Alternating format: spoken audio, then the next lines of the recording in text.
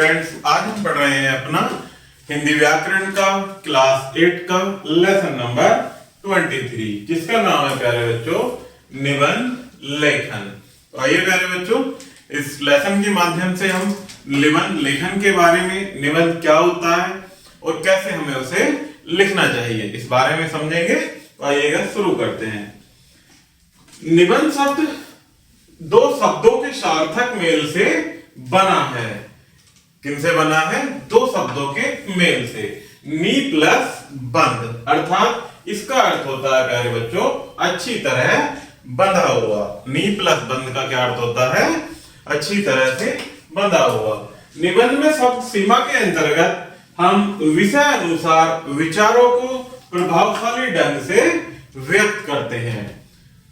निबंध के द्वारा लेखक आत्मीयता, व्यक्तित्वता के साथ विषय या प्रसंगों पर स्वयं की भाषा शैली में अपने विचार या भाव प्रकट करता है।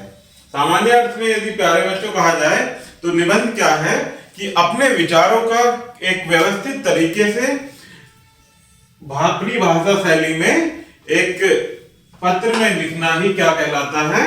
अपने विचारों को पत्र के रूप में प्रकट करना ही निबंध होता है। आगे देखते हैं, निबंध लिखते समय कुछ निम्नलिखित बातें होती हैं प्यारे बच्चों जिनका हमें ध्यान रखना चाहिए। वो पॉइंट वाइज हैं, जिसमें पहला होता है कि निबंध का आरंभ तथा अंत आकर्षक होना चाहिए। रोचक, प्रभावशाली तथा सरल भाषा का प्रयोग करना चाहिए। विषय तथा शब्द सीमा को ध्यान में रखकर निबंध लिखना चाहिए। विराम चिन्हों का उचित प्रयोग करना चाहिए।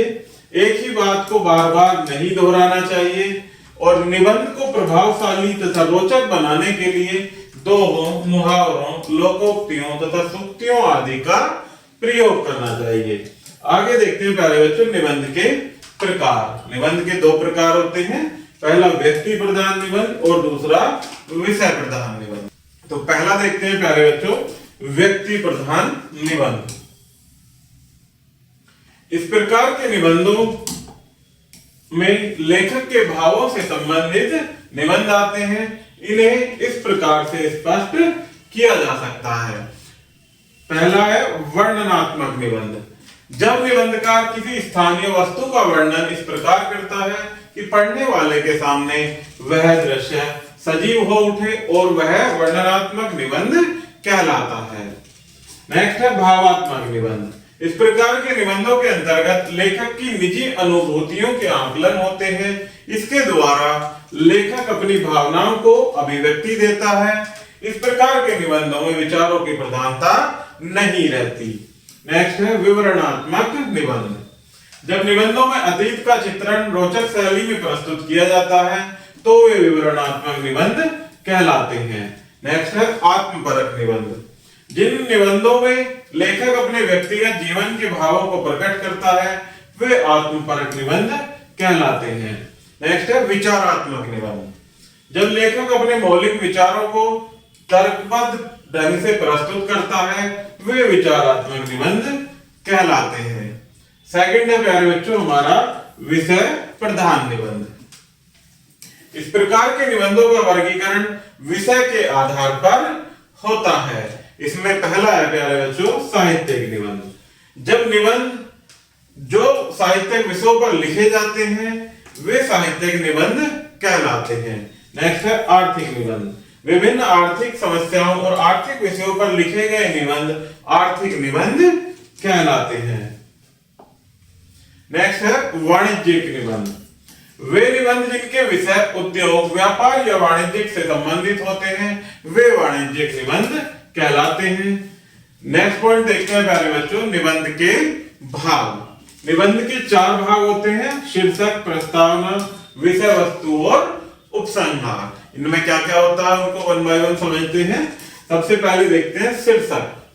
निबंध लिखते समय यह आवश्यक है कि निबंधकार शीर्षक का चयन बहुत सोच विचार कर करे। शीर्षक जहां तक संभव हो सके छोटा एवं आकर्षक होना चाहिए। नेक्स्ट होता है प्रस्तावना। इसके माध्यम से निबंध लेखन की शुरुआत की जाती है। इसमें विषय का सामान्य परिचय तथा लेखक का क्या कहना चाहता है इसका थोड़ा सा संकेत होना चाहिए। प्रस्तावना की भाषा कसी हुई और विचार गुथे हुए होने चाहिए। नेक्स्ट पॉइंट आता है विषय वस्तु। इसके अंतर्गत निबंधों में जिन जिन सवालों को आप उठाना चाहते हैं उन्हें क्रमानुसार एक एक अनुच्छेद में देते जाएं। इससे विषय के प्रतिपादन में पुनरावृत्ति नहीं होती और सारी विषय वस्तु स्पष्ट हो जाती है। नेक्स्ट आता है प्यारे बच्चों उपसंहार। यह निबंध का अंतिम भाग होता है। इसमें लेखक अपना उद्देश्य और समस्याएं जो उसके द्वारा निबंध में उठाई गई हैं उनका संक्षेप में उल्लेख करते हुए अपना समाधान प्रस्तुत करता है। तो ये है प्यारे बच्चों निबंध से संबंधित कुछ पॉइंट्स। अब देखते हैं कुछ विषय दिए गए हैं उदाहरण के रूप में, उन पर निबंध। इसमें पहला विषय है प्यारे बच्चों सुभाष चंद्र बोस। तो आइए इन पर निबंध की शुरुआत करते हैं। भारतीय स्वतंत्रता संग्राम के महानायक, आजाद हिंद फौज के संस्थापक और जय हिंद का नारा देने वाले सुभाष चंद्र बोस का जन्म 23 जनवरी 1897 ईस्वी को उड़ीसा में कटक नामक नगरी में एक संपन्न बंगाली परिवार में हुआ था। सुभाष जी के पिता का नाम जानकीनाथ बोस और माता का नाम प्रभावती था। सुभाष चंद्र उनकी 9वीं संतान में 5वें नंबर के बेटे थे। सुभाष चंद्र बोस ने प्रारंभिक शिक्षा गांव की पाठशाला में ही प्राप्त की। सुभाष चंद्र बोस पर अपने माता पिता व भाई बहन के अलावा पाठशाला के मुख्य शिक्षक श्री बेनी माधव का विशेष प्रभाव पड़ा। स्वामी रामकृष्ण व विवेकानंद के धार्मिक विचारों से सुभाष चंद्र बोस बहुत प्रभावित थे। सुभाष चंद्र बोस का विद्यार्थी जीवन उच्च कोटि का रहा। वे कुशाग्र बुद्धि के छात्र थे। उन्होंने सभी परीक्षाएं अच्छे अंक प्राप्त करके उत्तीर्ण की। 11वीं की परीक्षा में उनका प्रथम श्रेणी स्थान रहा। उच्च शिक्षा के लिए उन्होंने प्रेसिडेंसी कॉलेज कोलकाता में प्रवेश लिया और वहां उन्होंने दर्शन शास्त्र में बीए ऑनर्स में प्रवेश लिया। उन्होंने देखा कि कॉलेज में अंग्रेज अध्यापक एवं अंग्रेज विद्यार्थी भारतीयों का बहुत अपमान करते थे। इससे सुभाष चंद्र बोस के स्वाभिमान तथा देशभक्ति को ठेस पहुंची। एक अंग्रेज अध्यापक के दुर्व्यवहार को वे सहन न कर सके। उसके फलस्वरूप उस अंग्रेज अध्यापक को उन्होंने एक चांटा मार दिया। इस कारण उन्हें कॉलेज से निकाल दिया गया। बाद में 1912 में सर आशुतोष मुखर्जी ने उनके निष्कासन को रद्द कर दिया। सुभाष ने स्कॉटिश चर्च कॉलेज से प्रथम श्रेणी में बीए की परीक्षा उत्तीर्ण की। बीए पास करने के पश्चात सुभाष चंद्र बोस उच्चतर शिक्षा हासिल करने के लिए इंग्लैंड गए। आईसीएस परीक्षा में उन्हें चौथा स्थान प्राप्त हुआ। उन्होंने आईसीएस से त्यागपत्र दे दिया क्योंकि उनके देश प्रेम तथा स्वाभिमान ने अंग्रेजों की मशीन का पुर्जा बनने से मना कर दिया।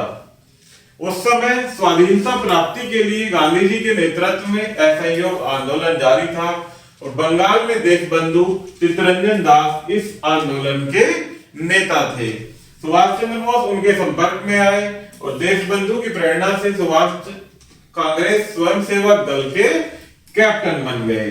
असहयोग आंदोलन में सक्रिय भाग लेने की वजह से सुभाष को देशबंधु एवं मौलाना आजाद के साथ गिरफ्तार कर लिया गया। उन्हें 6 महीने की सजा हुई। कारागार में सुभाष चंद्र बोस एवं देशबंधु चित्तरंजन दास एक दूसरे के बहुत निकट आ गए। देशबंधु ने सुभाष के राजनीतिक विचारों को बहुत महत्व दिया। सुभाष ने उन्हें अपना राजनीतिक गुरु बना लिया। जब महात्मा गांधी ने असहयोग आंदोलन स्थगित किया तब सुभाष भी जेल से छूट गए। उत्तरी बंगाल में भयंकर बाढ़ के समय सुभाष ने तन मन धन से पीड़ितों की सेवा की।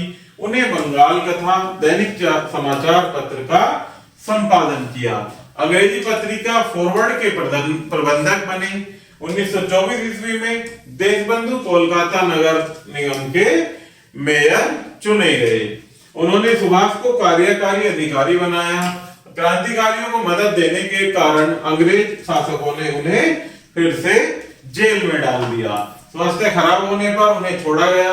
इसके पश्चात उन्होंने अनेक बार जेल यात्रा की।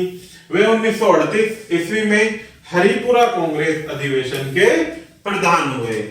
1939 ईस्वी में त्रिपुरा अधिवेशन में कांग्रेस अध्यक्ष चुने गए। महात्मा गांधी से मतभेद के कारण उन्होंने अध्यक्ष पद से त्याग पत्र दे दिया। द्वितीय विश्व युद्ध आरंभ होने पर सन 1939 में उन्हें स्वयं के घर में ही नजरबंद कर दिया गया। नेताजी ने एक मुसलमान मौलवी का वेश बनाकर पेशावर अफगानिस्तान होते हुए बर्लिन तक का सफर तय किया। बर्लिन में जर्मनी के तत्कालीन तानाशाह हिटलर से मुलाकात की और भारत को स्वतंत्र कराने के लिए जर्मनी व जापान से सहायता मांगी। जर्मनी में भारतीय स्वतंत्रता संगठन और आजाद हिंद फौज की स्थापना की। इसी दौरान सुभाष चंद्र बोस नेताजी नाम से जाने जाने लगे, पर जर्मनी भारत से बहुत दूर था, इसलिए 3 जून 1948 को उन्होंने पनडुब्बी से जापान के लिए प्रस्थान किया। पूर्व एशिया और जापान पहुंचकर उन्होंने आजाद हिंद फौज का विस्तार करना शुरू कर दिया, अर्थात उसे बढ़ाना शुरू कर दिया। पूर्व एशिया में सुभाष चंद्र बोस ने अनेक भाषण करके वहां स्थानीय लोगों से आजाद हिंद फौज में भर्ती होने का और आर्थिक मदद करने की मांग की। उन्होंने संदेश दिया कि तुम मुझे खून दो, मैं तुम्हें आजादी दूंगा। तो प्यारे बच्चों, ये नारा किसका था? सुभाष चंद्र बोस का।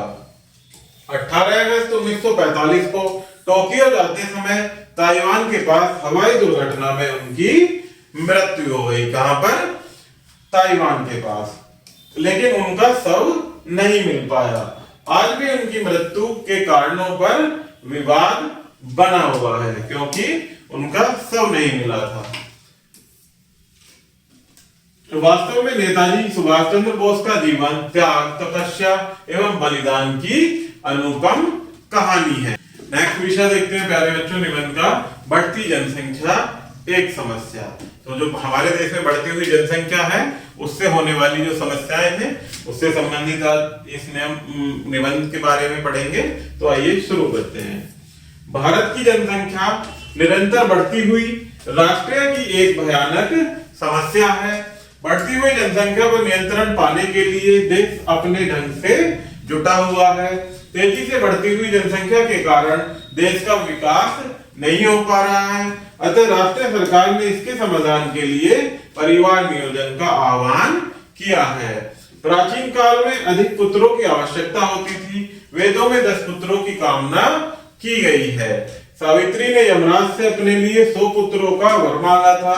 कौरव 100 भाई थे। ये उस समय की बातें हैं जब जनसंख्या कम थी। तब समाज की सुरक्षा, समृद्धि और सभ्यता के विकास के लिए जनसंख्या वृद्धि नितांत आवश्यक थी। आज समय बदल चुका है। अधिक संतान पिता तथा परिवार के लिए ठीक नहीं होती। अधिक जनसंख्या के कारण प्रत्येक व्यक्ति की इच्छाएं पूरी नहीं हो पा रही हैं। देश की अधिकांश जनसंख्या के गांवों में रहने के कारण उनका जीवन उन्नत नहीं है, साधारण जीवन जी रहे हैं। बढ़ती हुई जनसंख्या को देखकर कहा जा सकता है कि वह दिन दूर नहीं जब लोगों को घास फूस खाने के लिए मजबूर होना पड़ेगा। यूं तो देश की जनसंख्या उस देश की शक्ति की आधार होती है, परंतु यदि जनसंख्या इस गति से अबाध रूप से बढ़ती रही तो यह देश के पतन का कारण बनेगी, जिसकी कभी यह शक्ति हुआ करती थी। सीमा से अधिक आबादी देश का गौरव नहीं होती। ऐसी दशा में तो वह अभिशाप हो जाएगी। आबादी की दृष्टि से तो भारत संसार में द्वितीय स्थान पर खड़ा है, परंतु अन्य क्षेत्रों में वह काफी पीछे खड़ा है। यदि इस तरह जनसंख्या बढ़ती रही तो चीन से भी आगे हमारा देश निकल जाएगा। प्रत्येक देश के साधन सीमित होते हैं। प्रत्येक देश अपने साधनों को बढ़ाने की कोशिश करता रहता है। उपलब्ध साधनों के अनुरूप ही देश की जनसंख्या को मकान, भोजन, वस्त्र, काम धंधा व अन्य सुविधाएं मिल रही है। यदि साधन तेजी से बढ़ते हैं और जनसंख्या की वृद्धि थोड़ी होती है तो लोगों को अपेक्षाकृत अधिक सुविधाएं मिलती हैं और उनका जीवन स्तर सुधर जाता है। यदि जनसंख्या में वृद्धि की दर साधनों की वृद्धि दर से कहीं अधिक हो तो लोगों को मिलने वाली सुविधाएं बढ़ने की बजाय घट जाएंगी और उनका जीवन स्तर घट जाएगा। एक बात ध्यान देने योग्य है कि साधनों की वृद्धि समांतर श्रेणी में अर्थात 1 2 3 4 होती है, जबकि जनसंख्या की वृद्धि गुणोत्तर श्रेणी में अर्थात 1 3 9 27 होती है।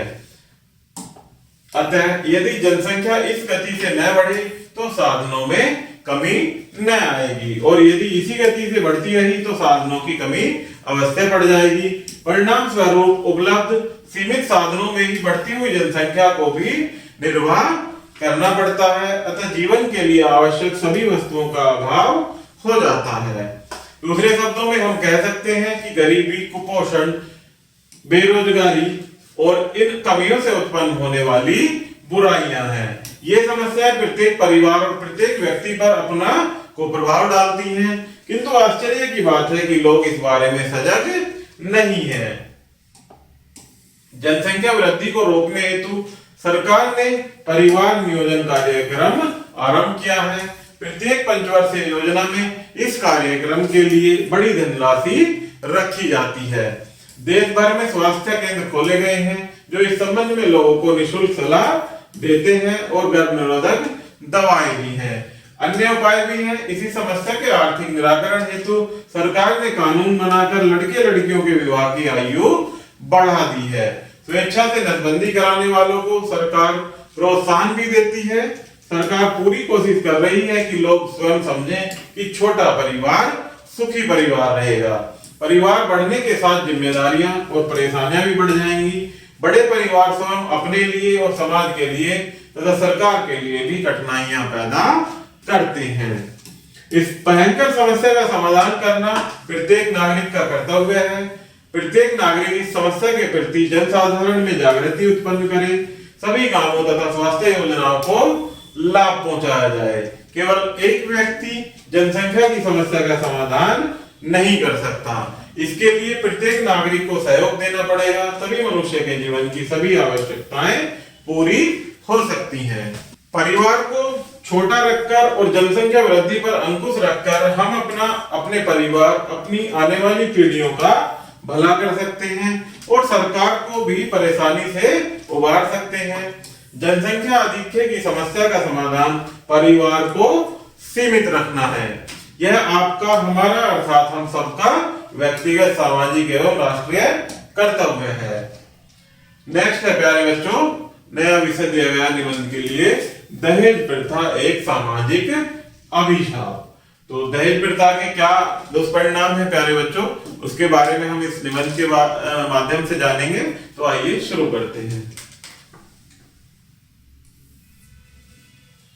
प्राचीन काल से पिता विवाह के समय अपने सामर्थ्य के अनुसार अपनी पुत्री को गृहस्थी का सामान उपहार में देता था, परंतु आधुनिक काल में समय के परिवर्तन के साथ साथ यह परंपरा अनिवार्यता में बदल गई है। आज दहेज प्रथा ने समाज की सबसे बड़ी समस्या का रूप ले लिया है। माता पिता के लिए संतान से बड़ा कोई धन नहीं होता, संतान से बड़ा कोई सुख नहीं होता। भारतीय समाज में लड़कियां सदैव पूज्य रही हैं। उत्तर भारत में उन्हें कंजक के रूप में पूजा जाता है। वैदिक युग में लड़कियां यज्ञोपवीत पहनती थी तथा यज्ञ करती थी। वे विदुषी होती थी। वेदों की अनेक रचनाएं नारियों द्वारा रची गई हैं। आज लड़कियों की सामाजिक स्थिति दयनीय हो गई है। एक और लड़कियां शिक्षा के क्षेत्र में लड़कों से अधिक अच्छे अंकों से उत्तीर्ण हो रही हैं और दूसरी ओर जन्म से ही बोझ और अभिशाप की संज्ञा दी जाने लगी है। समाज का इतना पतन हो चुका है कि गर्भ में ही उनकी हत्या कर दी जाती है। इस स्थिति के लिए यदि कोई दोषी है तो वह है आज की सबसे भयंकर प्रथा, दहेज प्रथा। आज का समाज धन के पीछे आंख मूंद कर भाग रहा है। आज लोग छल कपट, झूठ, भ्रष्टाचार, बेईमानी आदि किसी भी मार्ग को अपनाकर धन बटोरने में लज्जा अनुभव नहीं करते। धन की इसी भूख ने दहेज प्रथा को लड़कियों के लिए अभिशाप का रूप दे दिया है। विवाह युवक और युवतियों के आजीवन संग रहने का पवित्र बंधन है। विवाह पावन यज्ञ है। विवाहग्रस्त जीवन में प्रवेश करने की मांगलिक और पावन प्रथा है। अग्नि के समक्ष युवक प्रतिज्ञा करता है कि वह आजीवन पत्नी का तन मन धन से ध्यान रखेगा, उनके सुख दुख एक होंगे, वह परिश्रम करके गृहस्थी चलाएगा। वहीं युवक कम दहेज लाने के कारण पत्नी की हत्या तक करने से नहीं हिचकिचाता। परिवार के सदस्य राक्षसी रूप धारण करके बहू को जलाकर मार डालते हैं और कुछ परिवार में नव विवाहिता को दहेज लाने के लिए विवश कर दिया जाता है। दिन रात व्यंग बाणों से उसका कोमल हृदय छलनी छलनी कर दिया जाता है। उसके पिता माता के प्रति अपमान भरे शब्दों का प्रयोग किया जाता है।